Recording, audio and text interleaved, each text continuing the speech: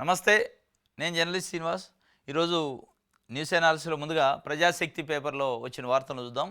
భూములపై కార్పొరేట్ రాబందులు కన్నుబడ్డదట. పాలసీల రెక్కల చప్పుడు విజన్ 2047 లోగుట్టు అదేనట.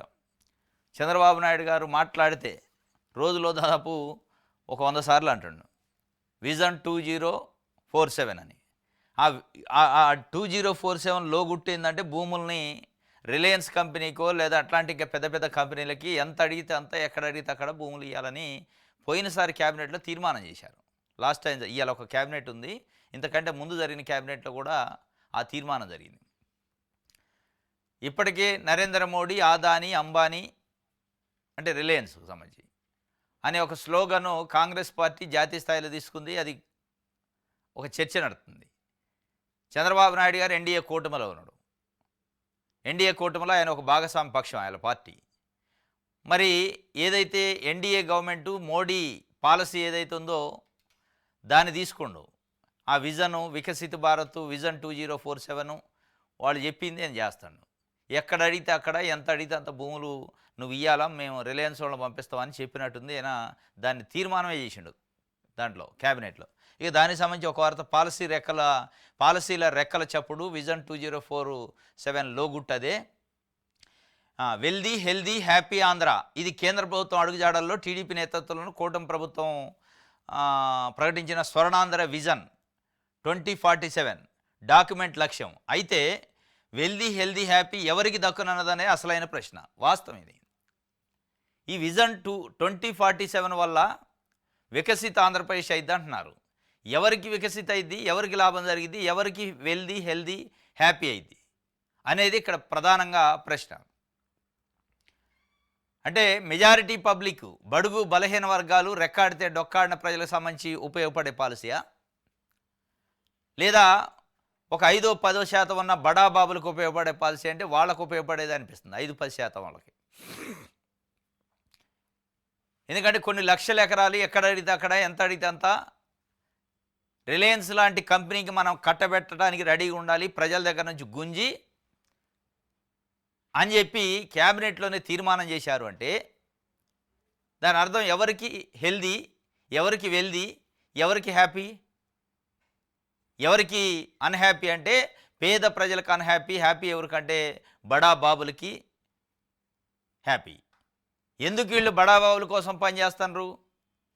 దేశంలోని అత్యంత ధనికమైన ముఖ్యమంత్రి ఎవరు అంటే చంద్రబాబు నాయుడు గారు.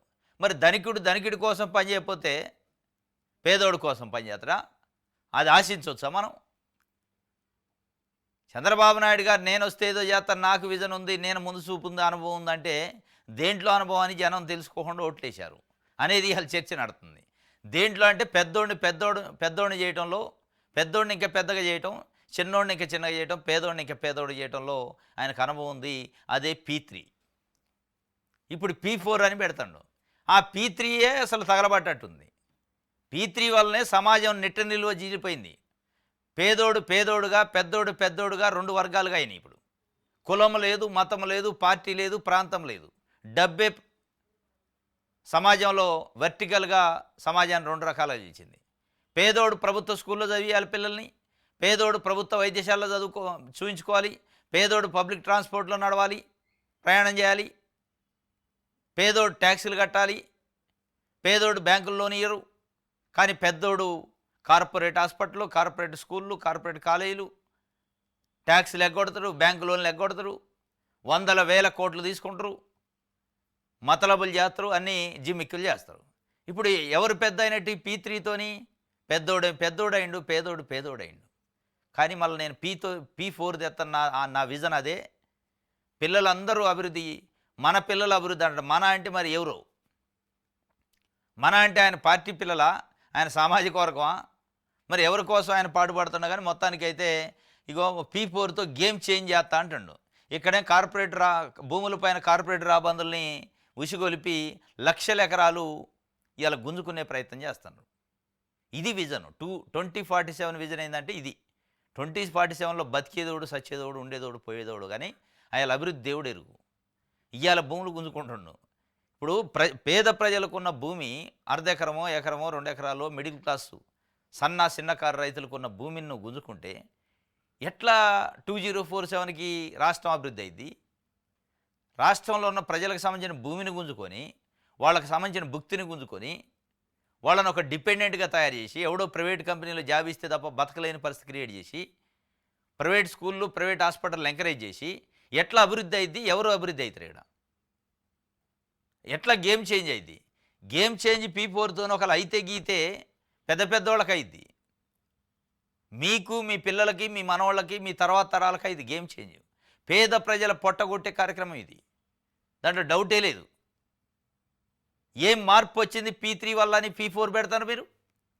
P3 వల్ల సమాజం వెర్టికల్‌గా చీలిపోయింది. డబ్బులు ఉన్నోళ్ళు ఒక వర్గం, డబ్బులు లేనోళ్ళు ఒక వర్గం. అది ఏ కులమైనా, మతమైనా, ప్రాంతమైనా, పార్టీ అయినా. మళ్ళీ P4 తెస్తున్నావు. గేమ్ చేంజ్ చేస్తారు. ఎవరు గేమ్ చేంజ్ చేస్తారు? ఈడ ఇది మార్చి నుండి అమలైద్దట ఉగాదికి. మెటల్ స్టీల్ ప్లాంట్కి 7 ఎంటీల ఇసుక గన్లు 2047 నాటికి $2.74 ట్రిలియన్ ఆర్థిక వ్యవస్థ లక్ష్యం విలేకరుల సమావేశంలో చంద్రబాబు నాయుడు గారు చెప్తుండు. ఏం గేమ్ చేంజ్ ఇవి? ఎవరి కోసం ఈ P4? విశాఖ స్టీల్ ఫ్యాక్టరీ ప్రైవేటీకరించొద్దని కొన్ని సంవత్సరాలుగా వాళ్ళు టెంట్లు వేసుకొని నిరసన, నిరాహారదీక్షలు, ధర్నాలు రకరకాల పద్ధతుల్లో చేస్తుంటే, మీరు ప్రతిపక్షంలో ఉన్నప్పుడు విశాఖ స్టీల్ని ప్రైవేటీకరణ చేయకుండా ఎందుకు ముఖ్యమంత్రి మాట్లాడట్లేదు? జగన్మోహన్ రెడ్డి ఏం చేస్తాడో అన్నావు. నువ్వు ఇలా ముఖ్యమంత్రి అయ్యారు. మీరు అక్కడ కేంద్రంలో అత్యంత ప్రాధాన్యత గల భాగస్వామి పక్షం.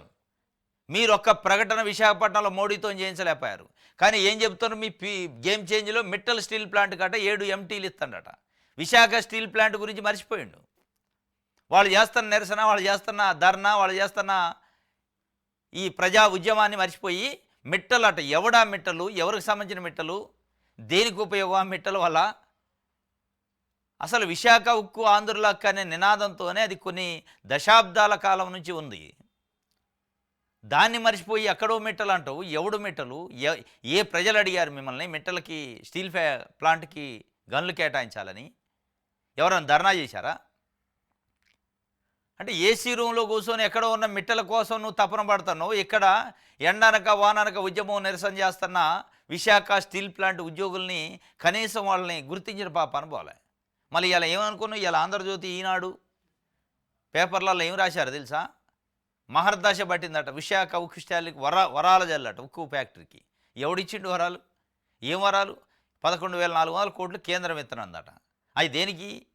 అది రొటీన్గా ఇచ్చే మేనేజ్మెంట్ ఖర్చులు అయ్యి.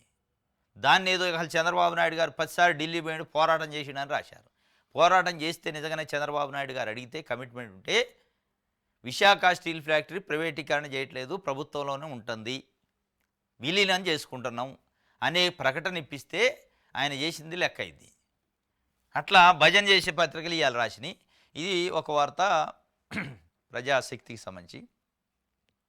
ఆంధ్రప్రభ చూద్దాం. P4 ఉగాది నుంచేనట, విధ్వంసం నుంచి వికాసం వైపు. P4 అట ఉగాది నుంచేనట, విధ్వంసం నుంచి వికాసం వైపు అంటుండే చంద్రబాబు నాయుడు గారు. ఎవరి విధ్వంసం అయ్యారు? ఎవరికి వికాసం వస్తుంది? ఇక్కడ పాయింట్ అది. 5 కోట్ల మంది ఆంధ్రప్రదేశ్ ప్రజలు ఇవాళ మాట్లాడుకునేది ఏంటంటే, చంద్రబాబు నాయుడు గారు మాట్లాడితే విధ్వంసం అయింది, నేను దాన్ని ముందుకు తీసిపోతా, వికాసంలోకి తీసిపోతా అంటాడు. అది కూడా P4తోని. P4 అంటే ఏంది? Public, private, people. ఆ పీపుల్ ఎవరంటే తెలుగుదేశం పార్టీ పచ్చమొట్ట అవుతుంది అందులోకి. పార్ట్నర్షిప్, ఈ 4 పీలు. దాంతోనట ఈ 4 పీస్తోని P4తోని ఏం చేస్తారట? విధ్వంసం నుంచి వికాసం వైపు తీసిపోతారట. ఎవరు విధ్వంసం కాలే. విధ్వంసం అయింది గీయింది అంటే పదే చంద్రబాబు నాయుడు గారు, లోకేష్ గారు ఏం చెప్తున్నారంటే, జగన్మోహన్ రెడ్డి మళ్ళా రాడు అనే గ్యారంటీ ఉంటే ఇండస్ట్రియలిస్టులు, పెట్టుబడిదారులు వస్తారంటున్నారు, లేదా రానంటున్నారంటే ఆ పెట్టుబడిదారులు విధ్వంసం అయ్యారు. పేద ప్రజలు వికాసం వైపు ఉన్నారు. గత 5 సంవత్సరాల నుంచి పేద ప్రజలు మాట్లాడుకుంటున్నారు. గడిచిన 2019 నుంచి 24 మధ్యలో కరోనా 2 సంవత్సరాలు ప్రపంచవ్యాప్తంగా అతలాకుతలం చేసినా కానీ, అనేక ఆర్థిక ఒడిదొడుకులు ఉన్నా కానీ, కేంద్రం సహకారం లేకపోయినా కానీ, కేంద్రంలో భాగస్వామి పక్షం కాకపోయినా కానీ, ఒక అద్భుతమైన పరిపాలన ఇచ్చి గ్రామీణ ఆర్థిక వ్యవస్థని పరిపుష్టి చేసింది జగన్మోహన్ రెడ్డి అనేది ఇవాళ ప్రజలు మాట్లాడుకుంటున్నారు. వాళ్ళు వికాసం వైపోయారు. పల్లెలు వికాసం వైపోయినాయి, పల్లెల్లో ఉన్న మిడిల్ క్లాస్ పీపుల్, చిన్నకారు ప్రజలు, రైతులు వికాసం అయిపోయి వాళ్ళ అకౌంట్లలో పైసలు వచ్చి సంతోషంగా ఉన్నారు. వాళ్ళు విధ్వంసం కాదు. విధ్వంసం అయింది ఎవరంటే ఇట్లాంటి బడా బాబులు, బ్యాంకులు ముంచేటోళ్ళు, పెట్టుబడి పేరుతో వందల వేల ఎకరాలు ప్రభుత్వం నుంచి ప్రజల నుంచి లాక్కొని ఎగ్గొట్టేటోళ్ళు, అటు పెట్టుబడులు లేకుండా కంపెనీలు లేకుండా డోకరా చేసేటోళ్ళు, ఈ సమాజాన్ని నిట్టనిలున ముంచేటోళ్ళు విధ్వంసమయ్యారు. ఇక వాళ్ళ కోసం మీరు పాటుపడుతున్నారు. నేను విధ్వంసం నుంచి మనం అందరం విధ్వంసం అయినాం, బడాబాబులు ప్రజల్ని జలగల్లెక్క పట్టి పీడించే వాళ్ళని విధ్వంసం అయినా, ఆ విధ్వంసం నుంచి మన వికాసం వైపు తీసుకుపోతున్నాను, దాన్ని ఉగాది నుంచి స్టార్ట్ చేస్తారట అని చెప్తున్నట్టే ఉంది. ప్రజలు అదే అనుకుంటున్నారు. అరే 19 నుంచి 24 మధ్యలో ప్రతి మహిళ అకౌంట్లో, ప్రతి రైతు అకౌంట్లో, ప్రతి కూలీ అకౌంట్లో, ప్రతి కార్మికుడి అకౌంట్లో డబ్బులు పడ్డాయి. ఇవాళ 7 నెలలు అయింది, ఒక పైసా అనా పైసా లేదు. ఎవరు వికాసం అయ్యారు, ఎవరు విధ్వంసం అయ్యారు? పేద ప్రజలకు ఒక పైసా పడలే, కానీ పెద్దోళ్ళకు భూములు పోతున్నాయి, పెద్దోళ్ళకి కావాల్సినవన్నీ అవుతున్నాయి, వాళ్ళకి కేటాయించాల్సిన గనులు కేటాయిస్తారు, ఇసుక పోతుంది, అని పోతున్నాయి, సారా లిక్కర్ దందా పోయింది. కానీ ఇక్కడ విధ్వంసం అవుతుంది పేద ప్రజలు, వికాసం అయిపోతుంది ఇలా పెద్దోళ్ళు, పెట్టుబడిదారులు, పెత్తందారులు. అదే ప్రజలు ఇవాళ అనుకుంటున్నది.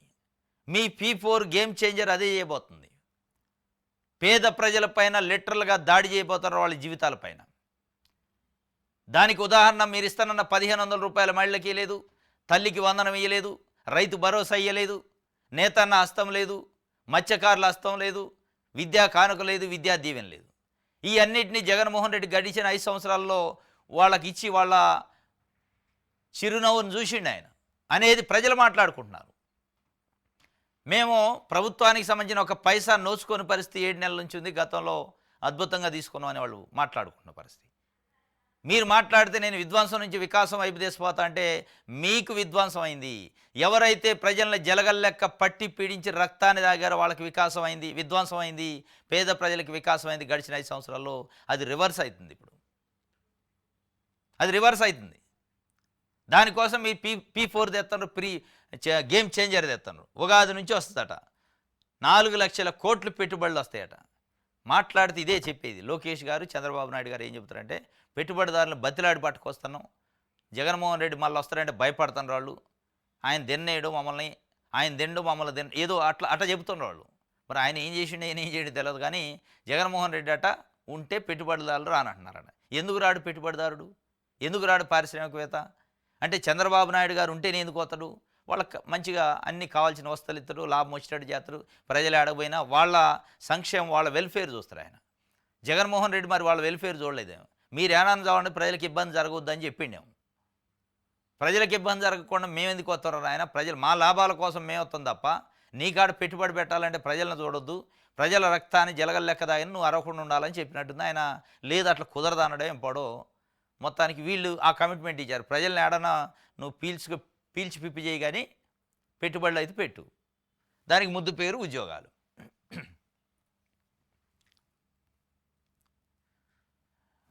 రైట్. కార్యకర్తే అధినేతట తెలుగుదేశం పార్టీలో. తెలుగుదేశం పార్టీ బలగమో కార్యకర్తలే. పసుపు జెండా అంటే ఒక ఎమోషన్ అట. జెండా మోసే ప్రతి కార్యకర్తకు అండగా నిలవడమే నా ఎజెండా. కార్యకర్తలకు టీడీపీ జాతీయ ప్రధాన కార్యదర్శి లోకేష్ లేఖ. పసుపు సైన్యం 1 కోటి మంది అయ్యారట.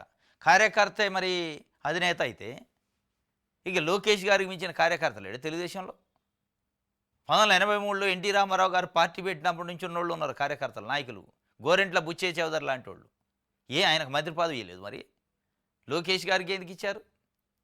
కార్యకర్తే బలం కదా. ఇప్పుడు తెలుగుదేశం పార్టీ రాష్ట్ర అధ్యక్షుడు నుండి ఒక బీసీ నాయకుడు శ్రీనివాసరావు అని, ఆయనకి లేదు మంత్రి పదవి. చాలామంది ఉన్నారు బీసీలు, ఎస్సీలు, పెద్ద సీనియర్లు ఉన్నారు, వాళ్ళకి ఇవ్వలేదు. మరి కార్యకర్తలే బలం కదా. ఏ కార్యకర్తకి ఇచ్చారు? మీ సర్వీస్ ఏంది తెలుగుదేశం పార్టీలో? మీది ఎంత సర్వీసు? మీకు ఎక్కడ లేని ప్రాధాన్యత. ఐటీ మినిస్టరు, ఇండస్ట్రియల్ మినిస్టరు, జాతీయ ప్రధాన కార్యదర్శి, ఇవన్నీ ఎక్కడి నుంచి వచ్చినాయి? ఏ కార్యకర్తకు రాలేదు కదా. నిజంగానే కష్టపడ్డ కార్యకర్త, ఎమోషనల్గా తెలుగుదేశం పార్టీ జెండాని గుండెలు కత్తుకున్న కార్యకర్తలు, నాయకులు విడిపోయారు. వాళ్ళకి లేని అర్హత మీకేముంది? మీరే చెప్తున్నారు కార్యకర్తలే మా ఎమోషను బలమని, అధినేతలని. అధినేతలు నిజంగానే కార్యకర్తలు అయితే మీరెందుకు, చంద్రబాబు నాయుడు ఎందుకు? ఇదంతా హబ్బక్ అన్నట్టు. ఎమోషనల్ అట తెలుగుదేశం జెండా అంటే. ఎమోషనల్నే పాపం బడుగు బలహీన వర్గాలు బీసీలు మా పార్టీ మా జెండా అని 45 సంవత్సరాల నుంచి గుండెలకు కత్తుకుంటున్నారు. మీరు ఏమి ఇచ్చారు వాళ్ళకి? మీ కుటుంబాలు బాగుపడ్డాయి. మీ నాయన అత్యంత ధనికమైన ముఖ్యమంత్రిగా అయ్యిండు ఈ దేశంలో. మీరు 2 సార్లు మంత్రి అయ్యారు. ఒకసారి గెలవకుండా అయ్యారు, ఇంకోసారి గెలిచారు. జాతీయ ప్రధాన కార్యదర్శి అయ్యారు. ఇవాళ రాష్ట్రంలో పార్టీ పైన ప్రభుత్వం పైన ఒక షాడో ముఖ్యమంత్రి లెక్క మీరు పరిపాలన చేస్తున్నారు. ఏ కార్యకర్త అలా అవకాశం? నిజంగానే కార్యకర్త అధినేత అయితే గౌతు లచ్చన్న వారసరాలు గౌతు శిరీషకి సోకాదు నోటీసులు ఇస్తారా? కొలుసు పారసారథి బడుగు బలహీన వర్గాల నాయకుడు, ఆయనకి ఇంగిత లేదని వార్త రాపిస్తారా? ఇంగిత లేదా? వాళ్ళ వయస్సు, వాళ్ళ స్థాయి, వాళ్ళ కుటుంబాల చరిత్ర, వాళ్ళ కుటుంబాల త్యాగం, గౌతు లచ్చన్న లాంటి కుటుంబం త్యాగం ముందు మీ త్యాగం ఎంత, మీ కుటుంబం త్యాగం ఎంత? ఒక బీసీ నాయకుడు, బడుగు బలహీన వర్గాలు వెనకబడిన తరగతులకు సంబంధించిన నాయకుడు అని చెప్పి లెక్కలేనితనంగా మీకు వింగ్యత జ్ఞానం లేదా అని చెప్పి ఈయన కామెంట్ చేసిండు లోకేష్ గారు. ఈయన మళ్ళీ కార్యకర్తలే అధినేతలు అంటాడు. ఏం తప్పు చేశారా నన్ను? అదేనా కార్యకర్త అధినేత అంటే? కమ్మా గ్లోబల్ ఫెడరేషన్ ఎవరికి సంబంధించింది అది? లేరు అందులో తెలుగుదేశం పార్టీ నాయకులు డయాస్ ఎక్కలేదా? అక్కడ పక్కన తెలుగుదేశం నాయకులే ఉండరా? ఎవడు లేడా? వైఎస్ఆర్సీపీ వాళ్ళు లేరా? సిపిఎం పార్టీ వాళ్ళు లేరా? లేకపోతే ఇంకో పార్టీ వాళ్ళు లేరా? బీజేపీ వాళ్ళు లేరా? మరి వీళ్ళంతా ఉన్నప్పుడు కూడా వాళ్ళు ఆ స్టేజ్ ఎక్కిన నిజంగానే మీ కమ్మ నాయకులను కూడా మీరు ఇంగేత జ్ఞానం లేదా యూజ్లెస్ ఫెలోస్ అని తిట్టుంటే ఇవాళ మీరు ఏ బడుగు బలహీన వర్గాల నాయకుల్ని తిట్టారో అది సింక్ అయ్యేది. అంటే అక్కడ కమ్మ గ్లోబల్ ఫెడరేషన్ కోసం ఏ పార్టీలో ఉన్నా ఏ ఖండంలో ఉన్నా మనం ఒకటని వాటేసుకుంటే తప్పు లేదు.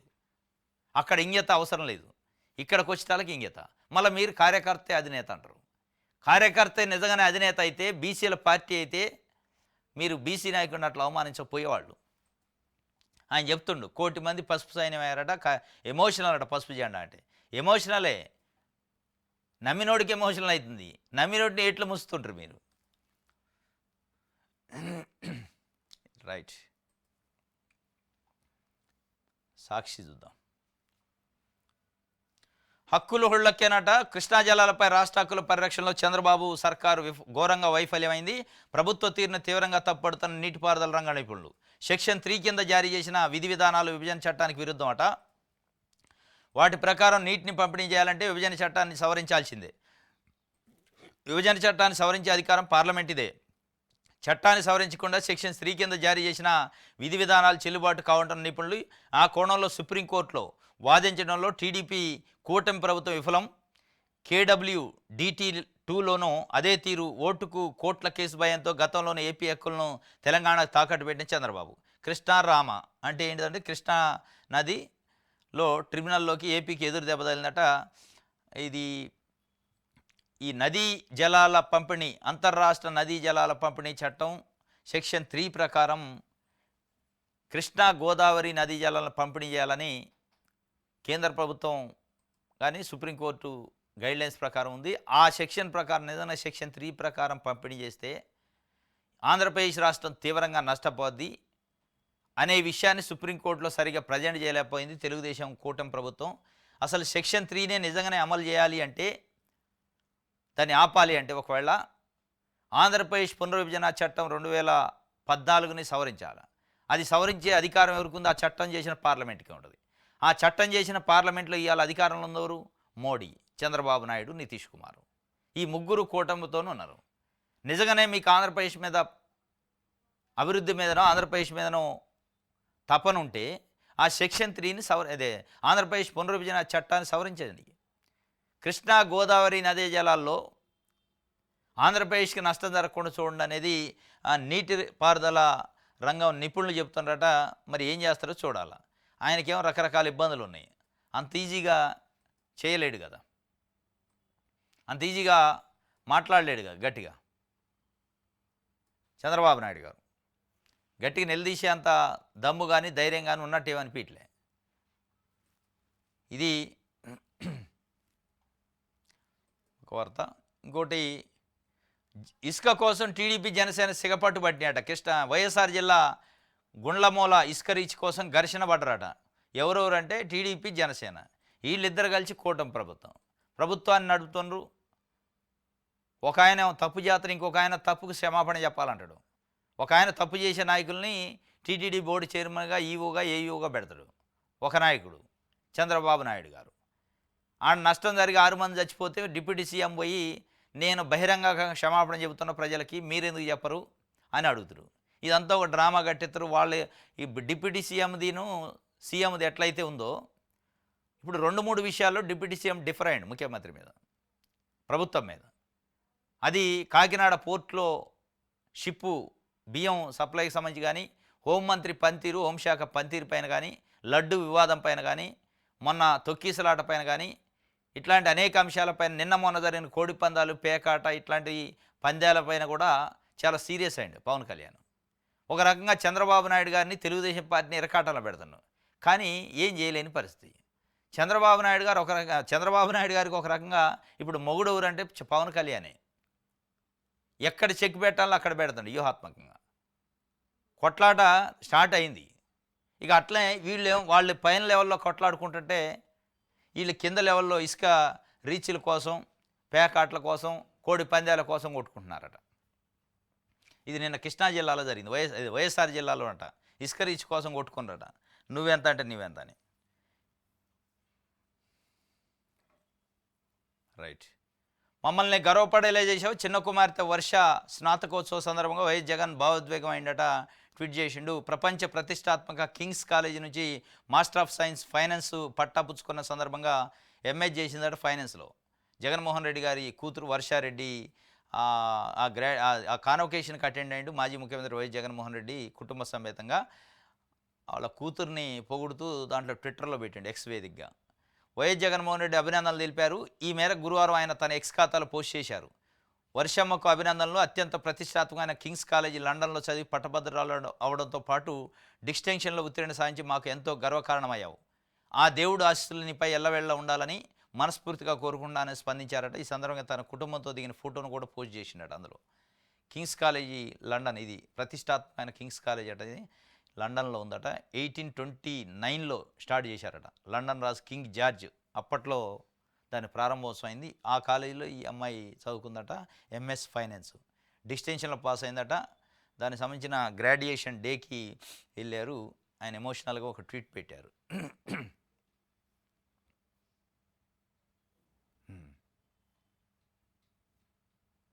రైట్.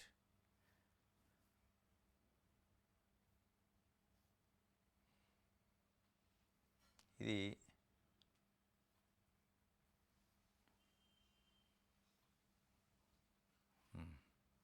సాక్షికి సంబంధించి.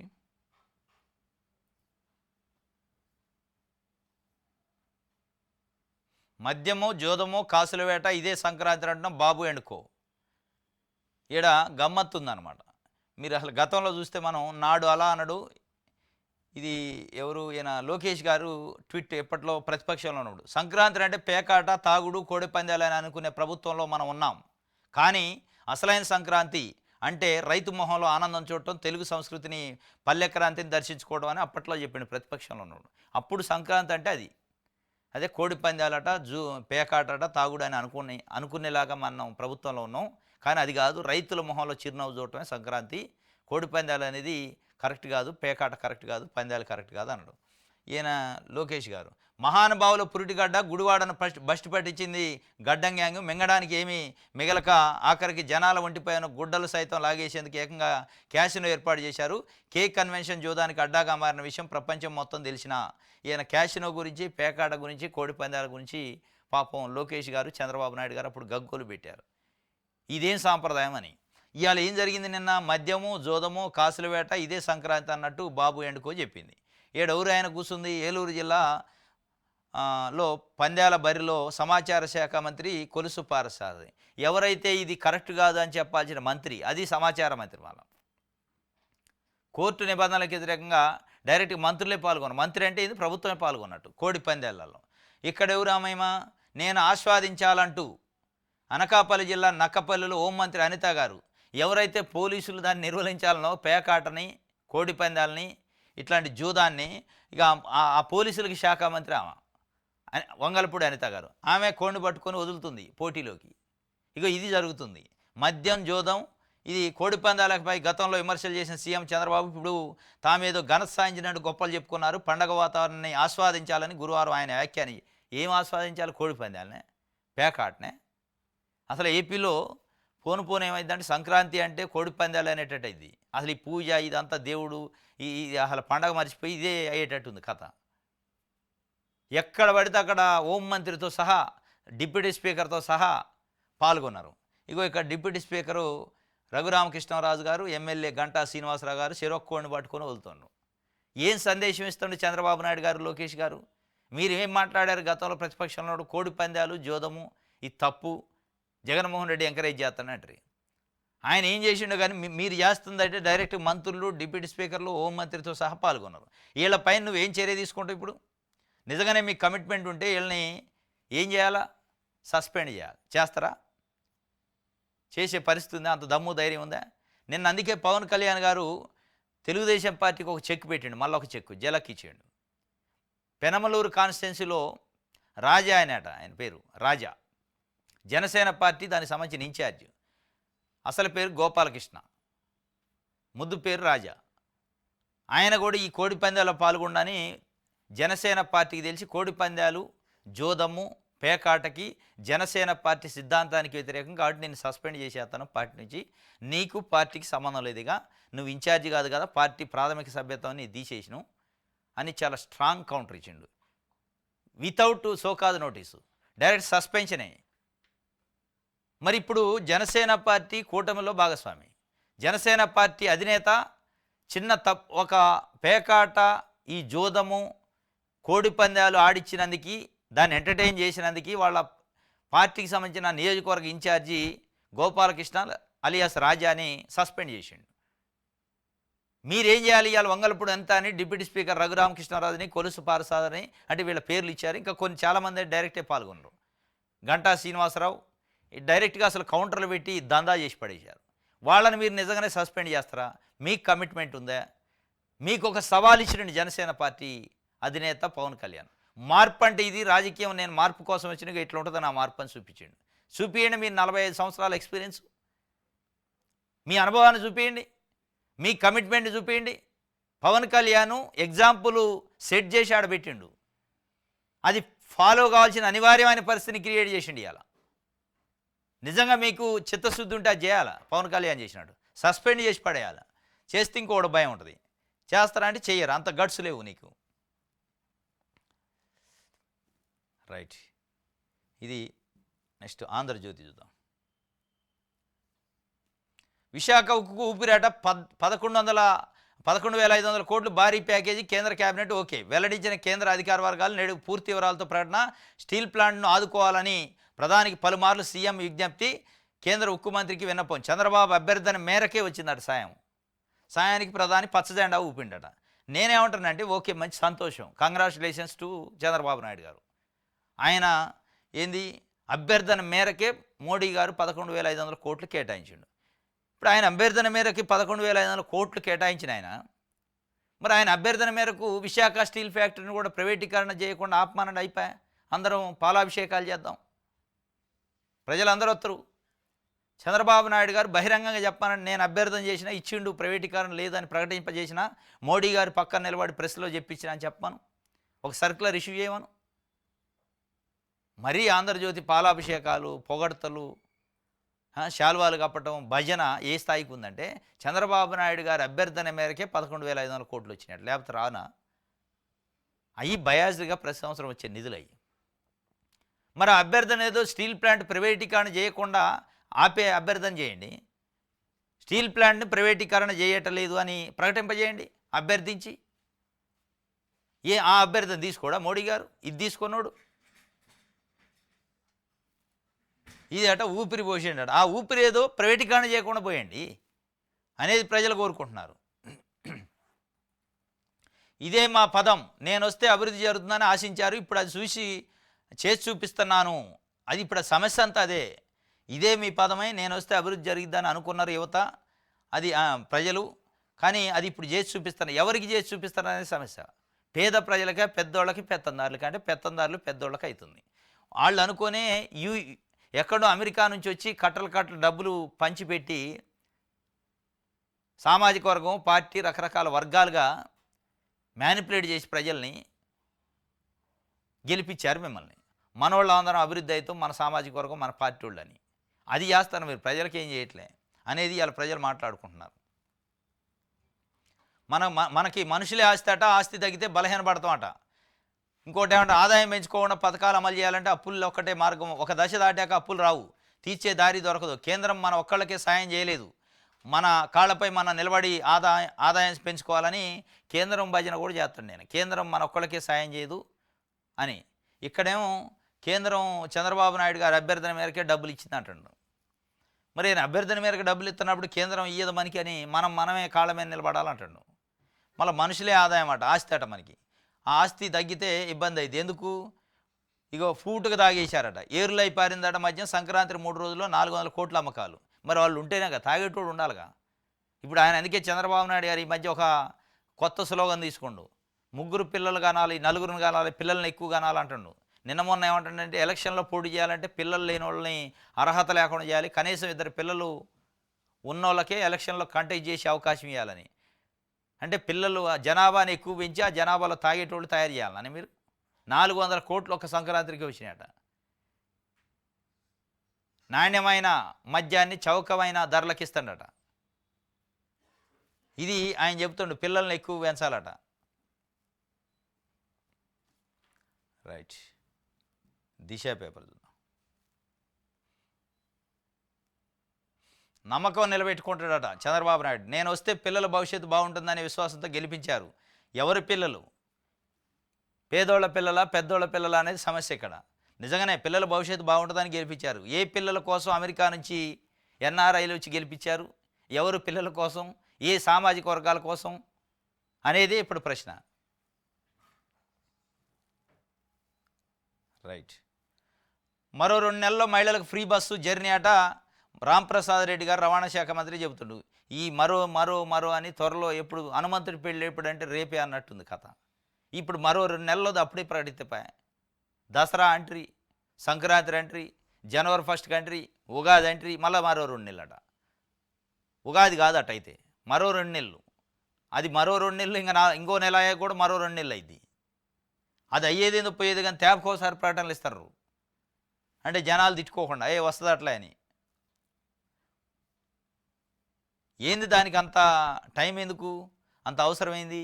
తెలంగాణలో అమలు చేయలేమంటే ఒకటే రోజులో అమలు చేసిండు ముఖ్యమంత్రి కావడం, నెక్స్ట్ డే అమలే.